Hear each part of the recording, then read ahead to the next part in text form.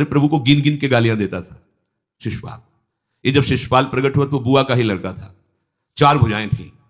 तो इसके जन्म उत्सव के समय फिर श्री कृष्ण बलराम जी भी गए हुए थे, तो वह आचार्य ने जन्म कुंडली उस समय बाची कि महावीर होगा, ऐसा ऐसा सब वर्णन करते रहे और कहा ये उन्हीं के हाथ से मारा जाएगा जिसकी गोद में डालने पर इसकी 2 भुजाएं हट जाएंगी। तो वहां जितने आए हुए थे रिश्ते नातेदार, समाज के श्रेष्ठ श्रेष्ठ जन, सबकी गोद में शिशुपाल को, और जे भी भगवान श्री कृष्ण की गोद में डाले 2 भुजाएं गिर गई। रो करके उनकी बुआ ने कहा कि मैं भिक्षा मांगती हूं कि मेरे बालक की आपके हाथ से हत्या नहीं होनी चाहिए। तो उनका 100 अपराध क्षमा करता हूं। तो उन्होंने सोचा 100 अपराध काहे को करेगा, का 100 अपराध तक मैं इसे बिल्कुल कोई दंड नहीं दूंगा, वचन देता हूं। ये जब से तोतली वाली बोलना शुरू किया तब से भगवान को गालियां देना शुरू किया था। इसका स्वभाव ही ये वैर, पूरा ऐसा वैर, भगवान को गालियां देता। जिस समय सब धर्मात्माओं राजाओं की सभा भरी हुई थी और भगवान श्री कृष्ण की अग्र पूजा हुई, सब तो सह गए, शिशुपाल खड़ा हो गया और ऐसे कट वचन बोले, महाभारत में लिखा, हमने स्वाध्याय में पढ़ा था, ऐसे कट वचन बोले कि कोई भी नाराज हो जाएगा उससे। तो पहले भीमसेन खड़े हुए और कहा कि अपने बड़ों का सम्मान करना सीख, चूंकि भाई ही लगता है, जैसे कुंती बुआ ऐसे भगवान की वो बुआ का दूसरा है लड़का, सम्मान करना सीख।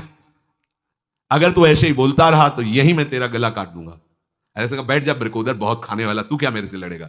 भगवान ने भी इशारा कर दिया।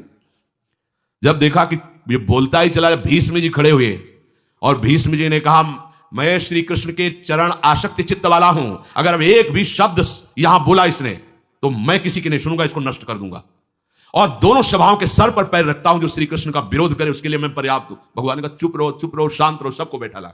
वो गिनती शुरू की थे 98 99 का शिशुपाल सावधान, जो तुम्हारी माता को वचन दिया था बस एक शब्द रह गया है, आगे मुझे दोषी कोई ना ठहराए। 100 तक क्षमा करने की बात कही थी, जे ही वो तो रुकने वाला थोड़ी था, जे ही आगे बोला सुदर्शन जी के द्वारा उसका वो परम उद्धार हुआ जो बड़े बड़े ऋषि मुनियों के लिए बड़ा दुर्लभ पद कहा गया है।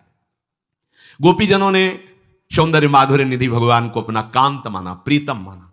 एक ही वृत्ति, कितनी गजब की वृत्ति गोपीजनों की है कि सब कार्य करते हुए कृष्णाकार वृत्ति है।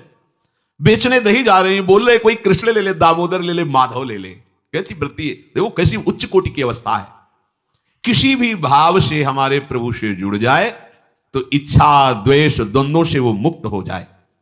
और जब तक ये ठीक है ये बेठीक है, इस तरह के द्वंद्व तुम्हारे हृदय में बने रहेंगे, तब तक मूढ़ता रहेगी और उससे पतन होता रहेगा।